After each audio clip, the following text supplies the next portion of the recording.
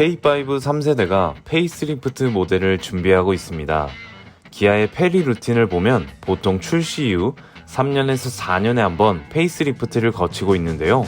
아직 비공식이긴 하지만 다가올 10월에 페이스리프트 모델을 출시할 것으로 보고 있습니다. 앞서 라이벌인 현대 소나타가 풀체인지급 페이스리프트를 선보이며 인기가 대단한 상황인데요.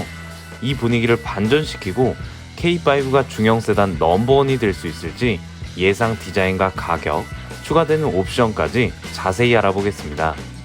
시작 전에 구독과 좋아요 눌러주시면 정말 감사하겠습니다. 먼저 예상 디자인을 보면 출시 당시부터 지금까지 쭉 호평을 받고 있는 3세대 디자인을 대부분 이어갈 것 같습니다. 워낙 완성도가 높은 디자인이다 보니 21년도에 기아의 신규 엠블럼이 적용되었던 것을 제외하면 그동안 바뀐 부분이 없는데요. 이번 페이스리프트에서는 DRL의 변화가 있을 것으로 보입니다. 기존 Z 형태의 DRL의 아랫부분을 위로 옮기며 기역자 형태를 띠는 것이 특징인데요. 라디에이터 그릴은 내부 패턴이 육각형 허니콤 형태로 변경되며 범퍼 또한 디테일한 부분은 조금 바뀌겠지만 기존 디자인에서 크게 벗어나지 않은 형태로 이어질 것 같습니다. LED 헤드램프 내부의 그래픽은 현행 K8과 비슷하게 가져갈 것으로 보이네요. 측면부는 바뀌는 부분이 없을 것으로 보입니다. 대부분 페이스리프트 단계에서 측면은 거의 바꾸지 않죠. 소나타 D 엣지 역시 풀체인지급 변화였지만 측면부는 거의 손대지 않고 휀다 가니쉬 정도 넣었던 것이 다입니다. 기존 K5는 또한 워낙 완성도 높은 디자인이었어서 굳이 측면을 바꿀 필요는 없어 보입니다. 휠 디자인 같은 경우는 바뀔 것으로 보이는데요. 최근 공개된 스파이샷을 보면 신형 스포티지와 비슷한 형태의 휠을 장착하고 있는 것을 볼 수 있습니다. 후면부 디자인은 기존과 동일하게 절취선 형태의 일자형 테일램프에 K8처럼 양끝 부분이 리어 범퍼까지 사선으로 길게 뻗어 내려오는 디자인이 적용될 것 같습니다. 전체적인 디자인은 K8을 따라가려는 느낌이죠. 또한 DRL도 최근 디자인을 공개한 소렌토 페리와 유사한 것을 보면 현대차와 마찬가지로 기아도 패밀리룩을 가져가려는 것 같습니다. 실내 디자인 역시 패밀리룩 완성을 위한 기아의 최신 기술들이 적용된 대대적인 변화가 있을 것으로 보입니다. 당연히 12.3인치 파노라믹 커브드 디스플레이가 들어갈 것이며 인포테인먼트 시스템과 공조 조작기 역시 터치 방식이 적용될 것으로 예상됩니다. 앰비언트 라이트도 기존보다 더 확대되어 들어가고 무선 소프트웨어 업데이트 기능도 추가될 것으로 예상됩니다. 전체적으로 K8 실내나 이번 소렌토 페리 실내급으로 많이 바뀔 것 같습니다.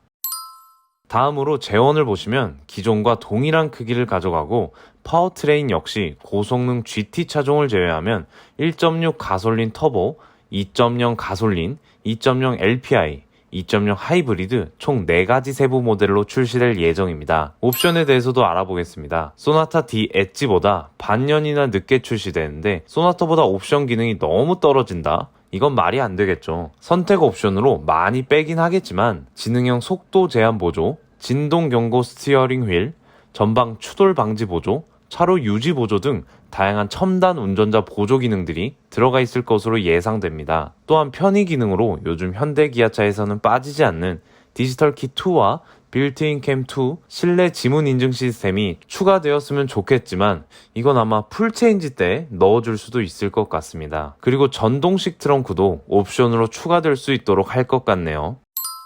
중요한 건 역시 가격이겠죠? 소나타가 페리를 거치면서 가격을 무지막지하게 올려 K5도 비싸지는 거 아냐? 하고 걱정하실 수 있는데요. 기본적으로 기아는 비슷한 스펙의 경쟁사들과 비교해보면 확실히 가격이 저렴한 편입니다. 그 이유는 완성차 업체마다 가격 책정 스타일이 다르기 때문인데요. 현대차는 기본 옵션을 많이 넣어 가격도 그만큼 높이는 편이고 기아는 옵션을 선택으로도 기본 가격을 낮추는 스타일입니다. K5 3세대 출시 이후 가격 변화를 보시면 트림별로 트렌디는 49만원, 프레스티지는 59만원, 노블레스는 79만원, 시그니처는 142만원으로 평균적으로 3년 동안 약 80만원 정도밖에 오르지 않았습니다. 동일 기간 소나타의 가격은 200만원 가까이 오른 것을 보면 페이스리프트 이후에도 소나타 D 엣지에 비해 가격 경쟁력은 확실할 것 같습니다. K5는 대체로 소나타 대비 약 7% 정도 저렴한 가격대로 출시했기 때문에 이번 페리에서도 소나타 D 엣지 대비 180에서 200만원 정도는 더 저렴할 것으로 예상됩니다. 트림별로 계산해보면 트렌디는 2600만원 초반대, 프레스티지는 2800만원가량, 노블레스는 3000만원대, 시그니처는 3400만원 선으로 가격이 형성되겠네요. 기본 옵션을 어디까지 뺄지는 모르겠으나 옵션 선택지를 더 늘리게 될 경우 예상보다 30에서 40만원 정도는 더 저렴해질 수도 있겠습니다. K5 3세대가 출시된 이후 쭉 판매량으로 소나타를 이겨왔는데요. 소나타보다 옵션 구성이 좋지 않았어도 젊은 층들이 좋아하는 스포티하고 공격적인 디자인 덕분이었습니다. 물론 소나타가 매기타로 불릴 만큼 너무 별로인 탑도 있었죠. 하지만 소나타가 성공적으로 디자인 변화를 끝내고 젊은 층부터 중년층까지 거의 모든 연령층에서 인기를 끌고 있는 지금 K5가 소나타 D 엣지를 다시 한번 이길 수 있을까요? 여러분들의 의견 댓글로 남겨주시면 감사하겠습니다. 앞으로도 다양한 자동차 정보 발빠르게 알려드릴 테니 구독과 좋아요 눌러주시면 정말 감사하겠습니다. 이상 오토열스였습니다.